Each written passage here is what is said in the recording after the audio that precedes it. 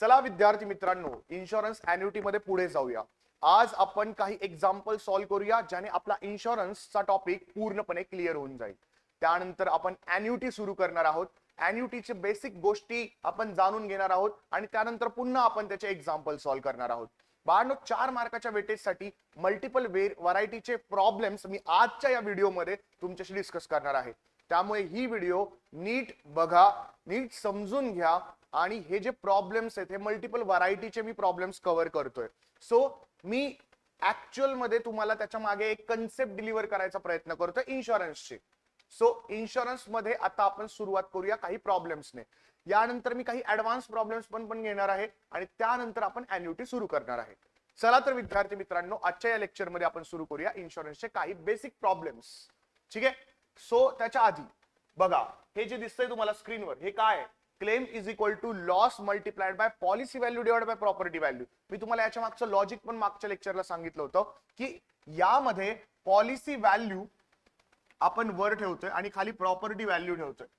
For example, जर policy value 10 rupees असेल आणि टोटल प्रॉपर्टीची व्हॅल्यू 100 असेल, तर आता याच्याकडे जरा नीट बघा. ही गोष्ट तुम्हाला 10% सारखी दिसतेय का? Yes sir. म्हणजे बेसिकली तुम्हाला म्हणायचं काय? मला हे म्हणायचंय की ज्यावेळेस आपण पॉलिसी व्हॅल्यू वर ठेवतो आणि खाली प्रॉपर्टी व्हॅल्यू ठेवतो, त्यावेळेस आपण एक प्रकारे पर्सेंटेज घेत असतो पॉलिसी व्हॅल्यू आणि प्रॉपर्टी व्हॅल्यूचा. म्हणजे काय सर? म्हणजे आपण पाहत असतो बाळांनो की पॉलिसी व्हॅल्यू जी आहे ती प्रॉपर्टी व्हॅल्यूच्या किती पर्सेंट आहे. फॉर एक्झाम्पल, इथे मी तुम्हाला जसं दाखवलं की 10 डिवाइड बाय 100, हे काय होतं की 10% मध्ये याचा आन्सर येतो.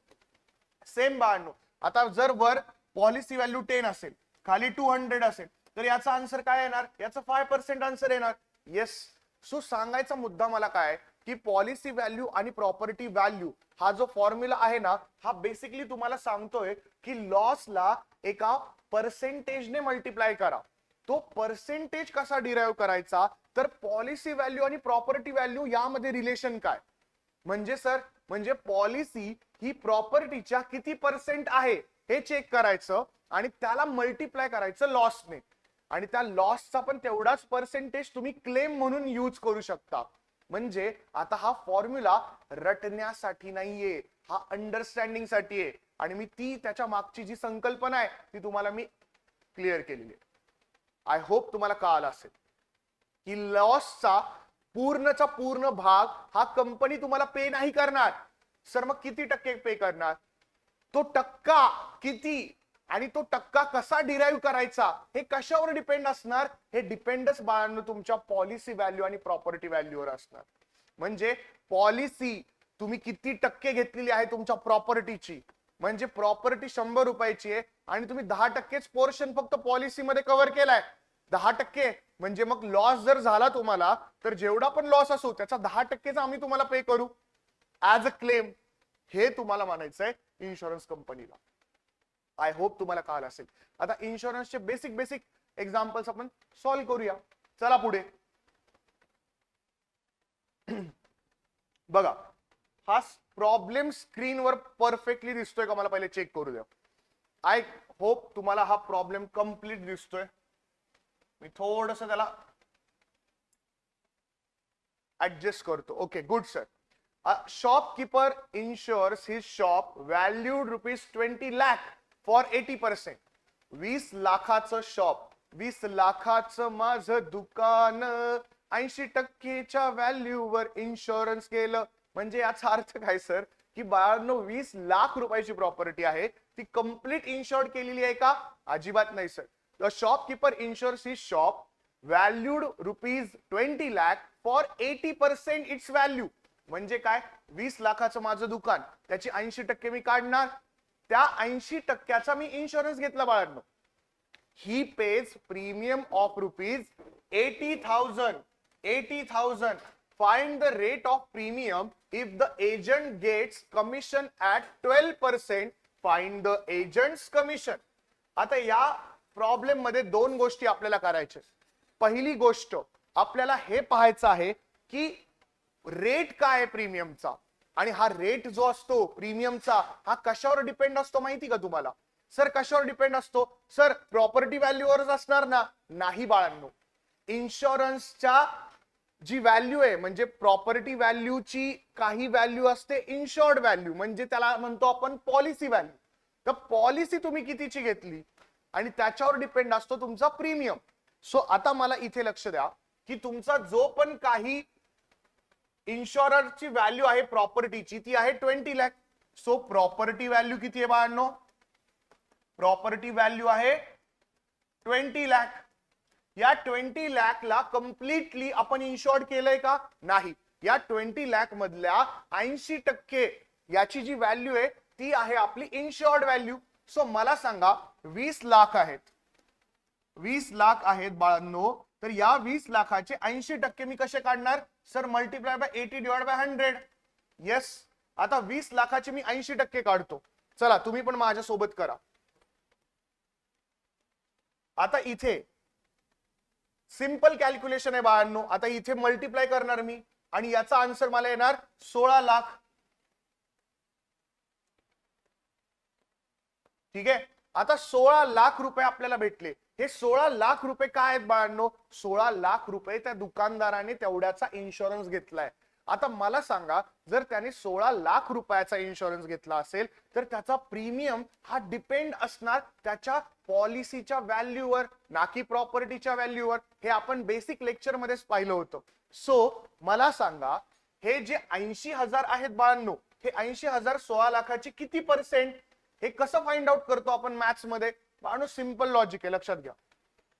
आपण काय करतो, या 80,000ला वर ठेवतो आणि डिवाइड बेसला आपण ते 16 लाख ठेवतो. 16 लाख ज्यावेळेस आपण बेसला ठेवतो आणि त्याला मल्टिप्लाय 100 करतो, त्यावेळेस आपण मॅथमॅटिक मध्ये हे विचारत असतो, हे 80,000 16 लाखाचे किती पर्सेंट? सर जर तुम्ही वर 10 रुपीज ठेवले, खाली 100 ठेवले, मल्टिप्लाइड बाय 100 केलं, तर याचं जे सेंटेन्स बनतं ते काय बनतं? याचं सेंटेन्स तर हेच बनणार ना की हे 10 रुपये या 100 रुपयाचे किती टक्के? Yes sir. जर मी असं लिहिलं 165 डिवाइड बाय 1000 गुणिले 100, याचा अर्थ काय बनतो? 165 हे 1000 रुपयाचे किती टक्के? किती टक्के? कळते का मी काय बोलतोय तुम्हाला? येस सर, समजलं सर आम्हाला. म्हणजे मला हे म्हणायचंय की आत्ताच्या केसमध्ये बाळांनो मला सांगा, चला म्हणजे तुम्हाला कळालं की या इक्वेशन मध्ये मी तुम्हाला बोलतोय 80,000 हे 16 लाखाच्या किती टक्के. जसं मी आता काही एक्झाम्पल्स घेतले त्यानुसार तुम्हाला या पूर्ण इक्वेशनचा अर्थ कळाला. चला बाळांनो, आता हेच आपल्याला फाइंड आउट करायचंय. हे जर आपण फाइंड आउट केलं तर आपल्याला आन्सर कळेल की बाबा हे प्रीमियम किती पर्सेंटेजचं आहे. ठीक आहे. आता बघू 80,000 डिवाइड बाय 16 लाख. ठीक आहे. आता याला आपण सॉल्व्ह करूया बाळांनो. 2 0 2 0 कट, वरचे 1 2 3 1 2 3 कट. आता इथे किती होत आहेत बघा? 80 डिवाइड बाय 16 होत आहेत. 80 डिवाइड बाय 16 आता जर आपण हे केलं तर किती होते बघा? 16 1 16 16 5 80. तर याचा अर्थ 5% सर. येस एक्झॅक्टली 5% तुमचं प्रीमियम आहे. सर वेल डन. अजून काय कॅल्क्युलेट करायचं बाळांनो आपल्याला? चेक करूया. ठीक आहे. He pays a premium of 80,000. ओहो 80,000 16 लाखाच्या मागे. Find the rate of premium. Find out केलेला आहे का? Yes sir. 5% आले answer. If the agent gets commission at 12%. ओ हो. आता एजंटचं कमिशन फाइंड आउट करायचं बाळांनो. एजंटचं जे कमिशन असतं ना बाळांनो, हे एजंटचं कमिशन हे कधी पण आहे ना, हे तुमच्या प्रीमियम वर भेटतं. म्हणजे फॉर एक्झाम्पल जर त्यांनी म्हटले असतील एजंटला 10% कमिशन द्या, ओके डन, देऊयात आपण 10%. पण हे 10% कशाचे देतात? तर तुमच्या प्रीमियमच्या व्हॅल्यूचे. कधी पण लक्षात घ्या. Okay done. सर परत एकदा आम्हाला ये रिश्ता क्या कहलाता है सांगा ना. ये रिश्ता क्या कहलाता है च्या एपिसोड मध्ये स्वागत आहे तुमचं. ये रिश्ता क्या कहलाता है मध्ये लक्ष द्या की प्रॉपर्टी व्हॅल्यूचा काही पर्सेंटेज हा बनतो इन्शुरन्सचा व्हॅल्यू म्हणजे पॉलिसी व्हॅल्यू. पॉलिसी व्हॅल्यू वर डिपेंड असते तुमची प्रीमियमची value. Premium divide by policy, प्रीमियमचा रेट कळतो. आता प्रीमियमचा रेट कळला, प्रीमियमची अमाऊंट कळली, या प्रीमियमच्या अमाऊंट वर डिपेंड असतं एजंटचं कमिशन. सो आता एजंटचं कमिशन आपल्याला काढायचंय. रेट त्यांनी आपल्याला ऑलरेडी दिलाय बाळांनो. रेट किती आहे? एजंटच्या कमिशनचा रेट आहे 12%. 12% घ्या 80,000च्या. सर 80,000 का? 80,000 प्रीमियम आहे. 80,000चे 12%. ओहो 80,000चे 12% हे तुम्ही तर ऍटलिस्ट काढू शकता. I hope. ठीक आहे 80,000चे 12% काढा. 1296 9,600. ठीक आहे. आय होप तुम्हाला इथे प्रॉब्लेम नसेल. येस सर 9,600 आपला आन्सर आलेला आहे आणि आम्ही हे इथपर्यंत प्रॉब्लेम सॉल्व्ह केलेला आहे. सर नेक्स्ट प्रॉब्लेम मध्ये जाऊया. चला. A car worth rupees 5,40,000 is insured for rupees 4,50,000. The car is damaged to the extent of 2,40,000 is an accident. Find the amount of a compensation that can be claimed under the policy. बाळांनो लक्ष द्या. या problem मध्ये तुम्हाला claim find out करायचा आहे. क्लेमचा basic फंडा काय मी तुम्हाला पहिल्यांदाच सुरुवातीला सांगितलं. सर क्लेम जो पण आपण फाइंड आउट करतो ना तर क्लेमचा एक सुंदरसं लॉजिक आहे. क्लेम तुम्हाला तेवढाच भेटतो जेवढा तुम्ही पॉलिसी अमाऊंट घेतलीये आणि ती प्रोपोर्शनेट प्रॉपर्टीच्या आहे. म्हणजे काय बोललात सर? म्हणजे पॉलिसी अमाऊंट प्रॉपर्टी व्हॅल्यूच्या जेवढी प्रोपोर्शनेट तेवढाच लॉसचा पर्सेंटेज तुम्हाला भेटणार ऍज अ क्लेम. सर म्हणजे काय? फॉर एक्झाम्पल लक्षात घ्या. Claim is equal to simple आहे या केसमध्ये. Claim is equal to whatever the loss multiplied by proportion घ्यायचा आहे. कुणाचा? सर पॉलिसीचा. Policy amount divide by sir काय? Policy amount divide by property value. Sir मला एक मनामध्ये डाऊट आहे. बोला बाळा. सर जर पॉलिसी अमाऊंट 5 लाख असेल आणि प्रॉपर्टीची व्हॅल्यू पण 5 लाख असेल तर मग जो पण काही लॉस झालेला आहे तो कम्प्लीट भेटतो. येस याला फुल इन्शुरन्स म्हणतात आणि फुल इन्शुरन्स मध्ये तुम्हाला लॉस 100% भेटून जातो. Yes sir. Okay done. I hope तुम्हाला कळालं असेल. आता या सिच्युएशन मध्ये बघा ही इक्वल आहे का? नाहीये सर. बिकॉज तुम्ही वर्थ कारचे 5,40,000 आणि तुम्ही इन्शुर्ड केले 4,50,000. अरे बाप रे बाप. आता या सिच्युएशन मध्ये लॉस बघा किती झालाय. 2,40,000 multiplied by policy amount sir किती आहे? पॉलिसी अमाउंट कमी आहे 4,50,000 डिवाइड बाय कारची वर्थ आहे 5,40,000. व्हिडिओला पॉज करा आणि हे कॅल्क्युलेशन मला सॉल्व्ह करून दाखवा. तुमच्याकडे टाइम आहे 1 मिनिटाचा. 1 मिनिटामध्ये तुम्ही ऍटलीस्ट हे प्रॉब्लेम सॉल्व्ह केला पाहिजे आणि हे कॅल्क्युलेशन सॉल्व्ह करून मला आन्सर दिलं पाहिजे की सर आमचा आन्सर आलेला आहे.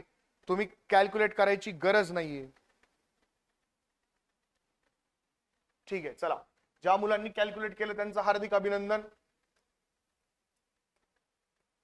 ठीक आहे. याचं जर आपण कॅल्क्युलेशन केलं तर याचं फायनल आन्सर येते बाळांनो 2 लाख रुपये. इथे येतं 2 लाख रुपये. 2 लाख रुपीज. ठीक आहे. आय होप तुम्हाला कळालं असेल. नेक्स्ट क्वेश्चन वर आपण जाऊया. Next question. An agent places insurance for rupees 4 lakh. ठीक आहे. सिंपल गोष्ट आहे. एजंटनी काय केलंय? इन्शुरन्स प्लेस केलाय for rupees 4 lakh on a life of a person. ठीक आहे. Good. The premium is to be paid annually at the rate of 35 per thousand per annum. ओ हो सर इथे गडबड आहे. प्रीमियम जो आहे ना बाळांनो तो पे केलाय अॅन्युअली. ओके सर अॅन्युअली पे करतात at the rate of. Rate किती आहे? 35 पर थाउजंड पर एनम. पर थाउजंड पर एनम म्हणजे काय सर? म्हणजे सिंपल आहे बाळांनो. जी पण काय इन्शुरन्सची व्हॅल्यू आहे त्याला मी 1000 मध्ये जर कन्वर्ट केलं. 1000 म्हणजे काय की हजारच्या किती नोटा. ठीक आहे. आणि त्या प्रत्येक नोट मागे मी 35 रुपये प्रीमियम पे करतोय. म्हणजे सर काय? फॉर एक्झाम्पल 4 लाख रुपये त्याला मी डिवाइड करणार 1000 ने आणि मग जी पण काय व्हॅल्यू येणार ना त्याला मी प्रत्येकाला मल्टिप्लाय करणार 35 ने. म्हणजे 35 पर 1000.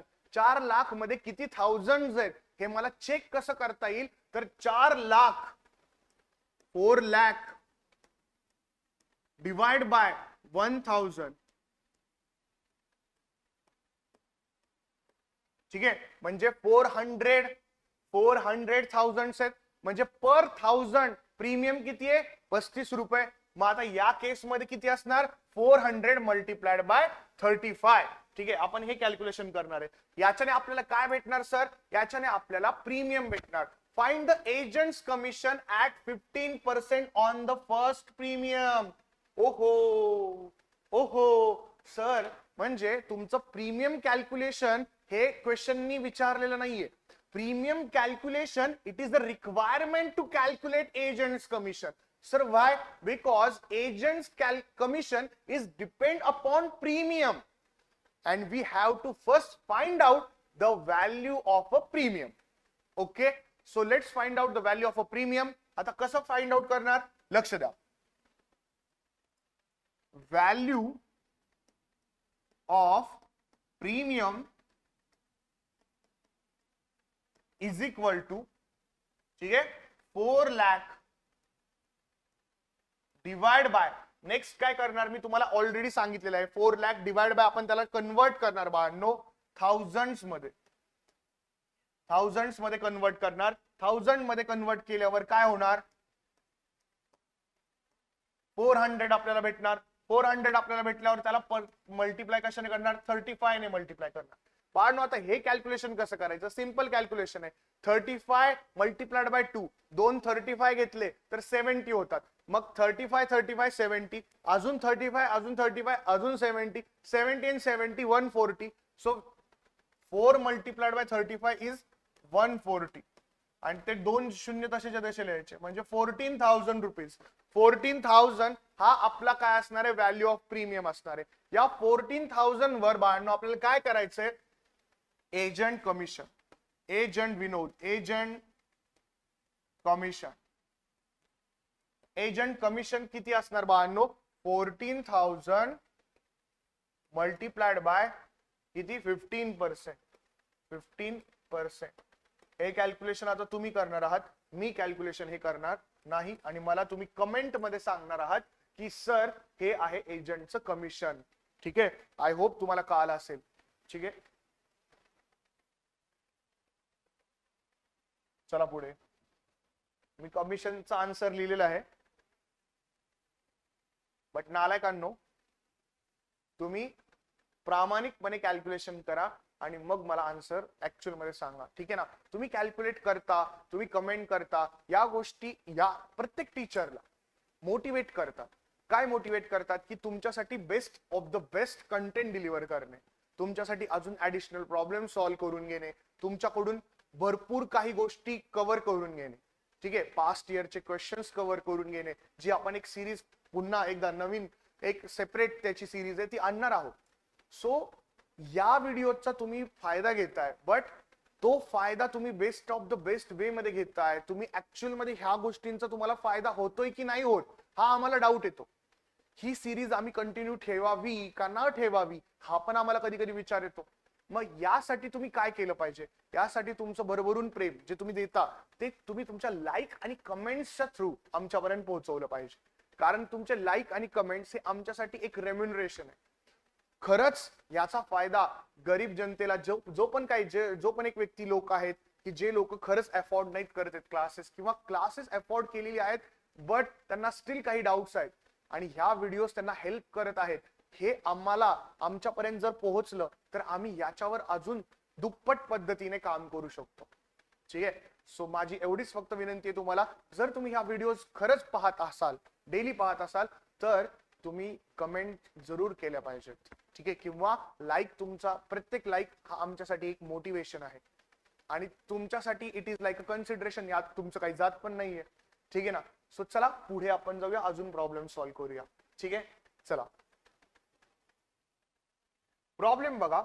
Find the premium on a property worth ₹25 lakh at 3% if the property is fully insured. आता आपण हाफ ऑफ द क्वेश्चन, म्हणजे त्याच्यामध्ये दोन क्वेश्चन्स आहेत ऍक्च्युअली. फर्स्ट आहे if the property is fully insured and the property is insured for 80% of its value. मी तुम्हाला परत एकदा सांगितलेलं आहे की बाळांनो, जे प्रीमियमचा पर्सेंटेज असतो ना तो डिपेंड कुणावर असतो, तो प्रॉपर्टी व्हॅल्यूवर असतो का, अजिबात नाही. सर मग तो कुणावर डिपेंड असतो?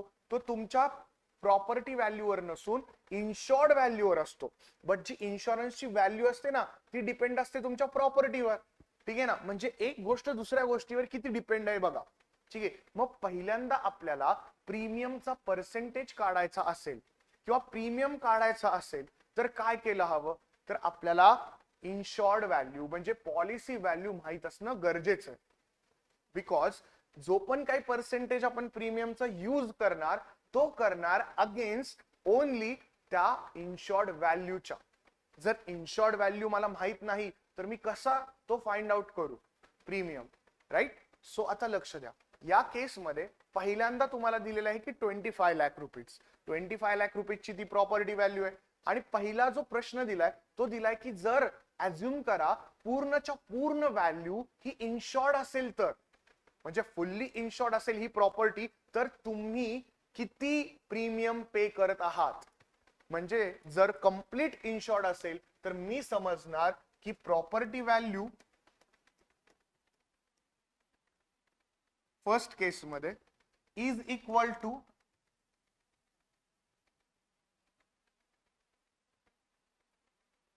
Policy value. फर्स्ट केस मध्ये फक्त. ठीक आहे. मग आता ह्या गोष्टीचं मला सांगा आन्सर काय येईल. So premium is equal to प्रॉपर्टीची व्हॅल्यू सर किती आहे 25 लाख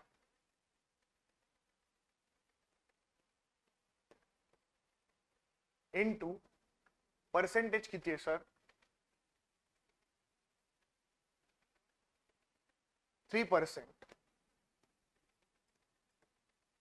3% दिलेला आहे. ठीक आहे. सो आता बघा, आता हे कॅल्क्युलेशन तर तुम्हाला जमलं पाहिजे.